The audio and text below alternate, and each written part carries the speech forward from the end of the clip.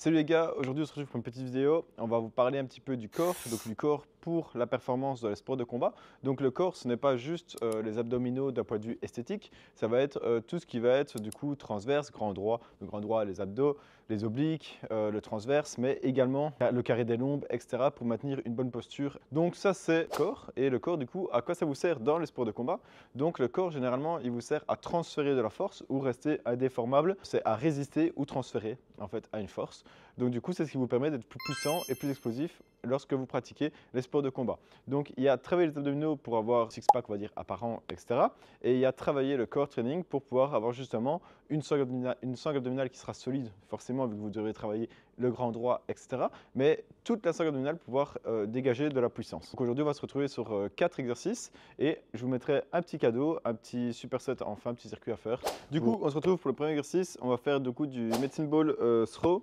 Donc on va lancer la balle contre le mur. On va partir du coup un travail abdominal avec les obliques.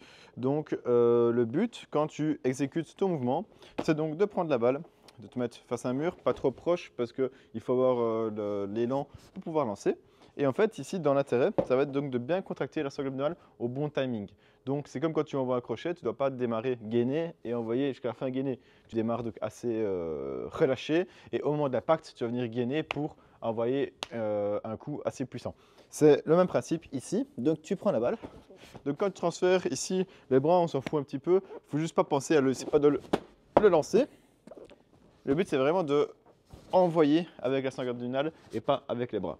Donc, je prends la balle, je me mets en position, je pivote ici, je transfère et quand j'envoie, hop, je relâche. Et je gagne bien au bon timing. Donc, le timing pour gagner, c'est au moment où tu vas commencer à ici lancer. Donc, on met en vitesse réelle. Hop, hop, hop. Et ici, du coup, être bien explosif, n'hésite pas à relâcher la pression pour pouvoir bien gainer, bien contracter tes abdominaux à ce moment-là. Et c'est comme ça que tu arrives à envoyer la balle d'une façon assez puissante. Hop, hop, hop. Ok, ici, du coup, deuxième exercice. Donc, on va faire du landman anti-rotation. Ici, le but, c'est de bien ancrer tes hanches. Et là, tu vas devoir contrôler avec les obliques. Donc, ici, le but, c'est pas que quand tu accompagnes ici le mouvement, tu ne dois pas l'accompagner justement, tu vois. Donc, tu contrôles le mouvement. Hop, là, tu as accompagné avec les hanches. Ça ne va pas. Donc tu dois bien rester gainé, hop, tu envoies ici, hop, tu reviens. Hop. Et tout doit être contrôlé avec les obliques. Donc dans ce type de mouvement, ne mets pas trop lourd, c'est assez compliqué. Hop.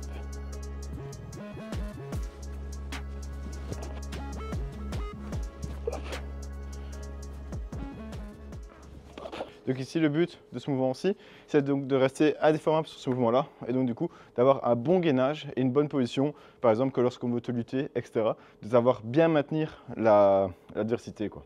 Ok, du coup, ici, troisième exercice, on va faire le Turkish Get Up. Donc au début, ça c'est un mouvement qui est très compliqué les gars, donc je vais vous mettre deux variantes. Je vous mettrai la première pour apprendre un petit peu le mouvement et avoir un bon gainage.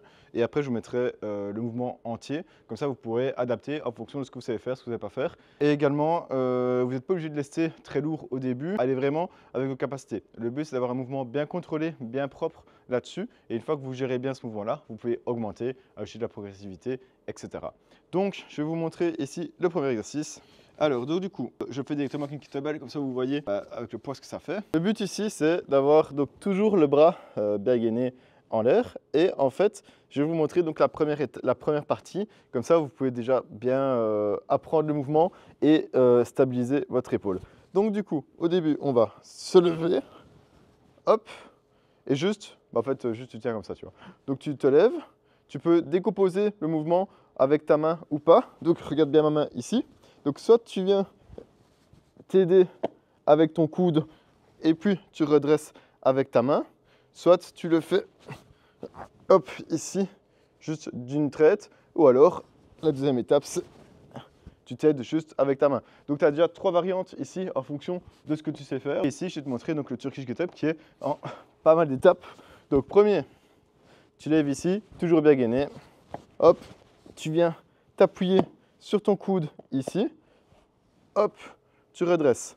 Une fois que tu arrives là, la jambe de ton bras levé, tu vas l'ancrer dans le sol. Là, avec la main opposée ici, tu vas ponter.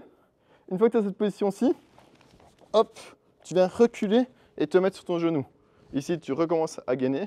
Hop, avec cette jambe-ci, tu pousses dans le sol.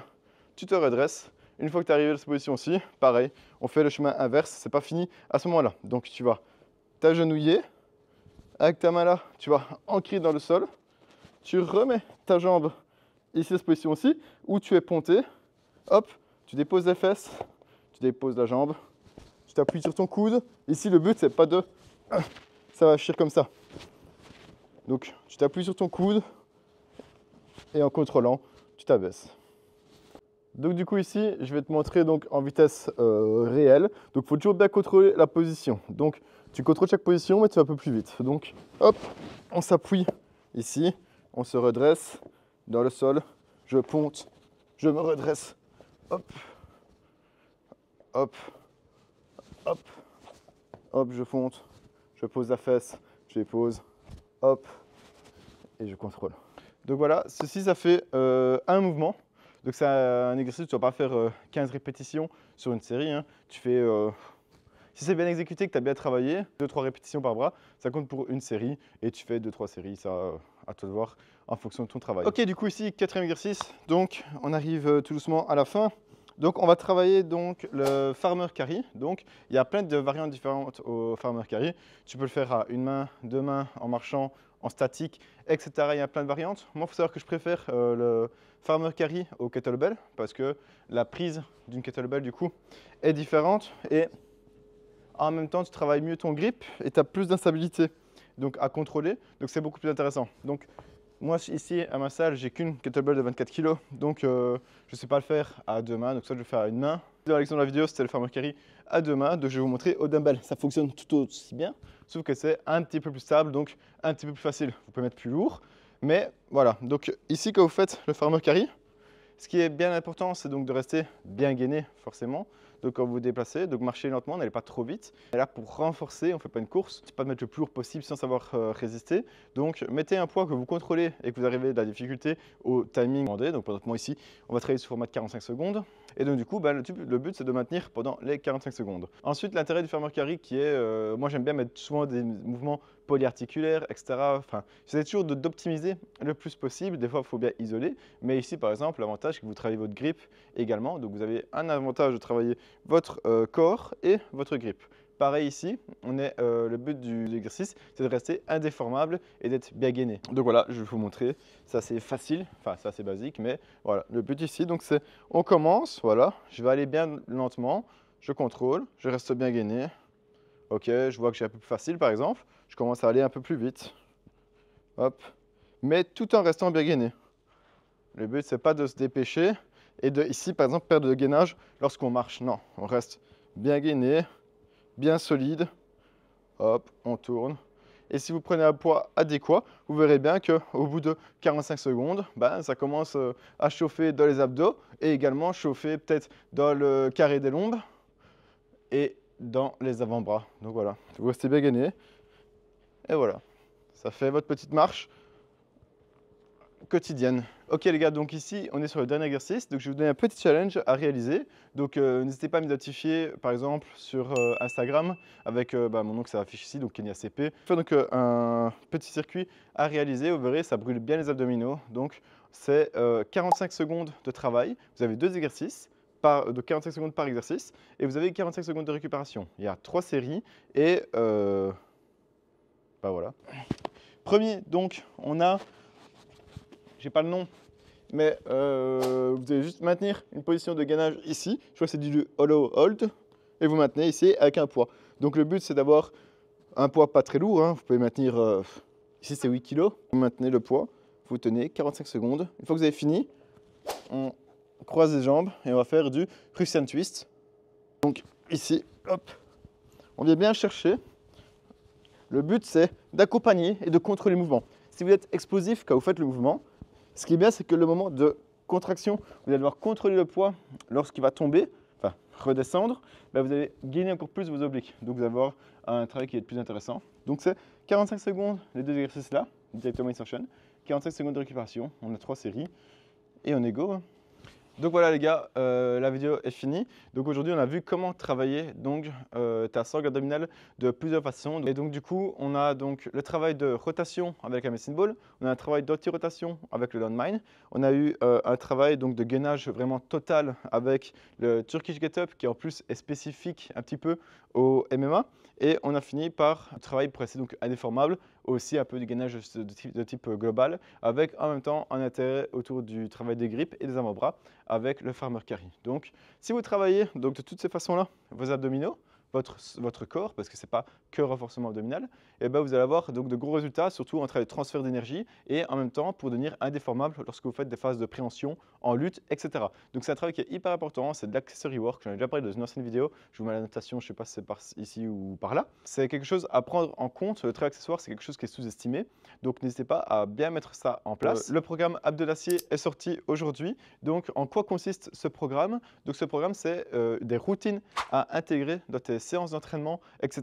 Donc c'est un programme spécial pour les abdos, mais ce n'est pas juste les abdos d'un point de vue esthétique. C'est les abdos, il y aura un travail esthétique parce que bien sûr, si tu travailles des abdos, tu as des résultats esthétiques, mais c'est surtout un travail du core training. Donc c'est pour avoir un noyau abdominal bien solide, bien fort, et qui te permettra donc d'évoluer, de décupler ta puissance, parce qu'il y a beaucoup de sportifs qui ont un bon haut du corps, de bonnes jambes, mais en fait qui n'arrivent pas à mettre de KO. Et en fait, souvent, quand je fais un travail avec eux en spécifique, grâce au travail abdominal de la sangle abdominale, de savoir transférer l'énergie, en fait, c'est à ça que ça sert, c'est le corps, c'est le noyau, il sert à transférer tout ça.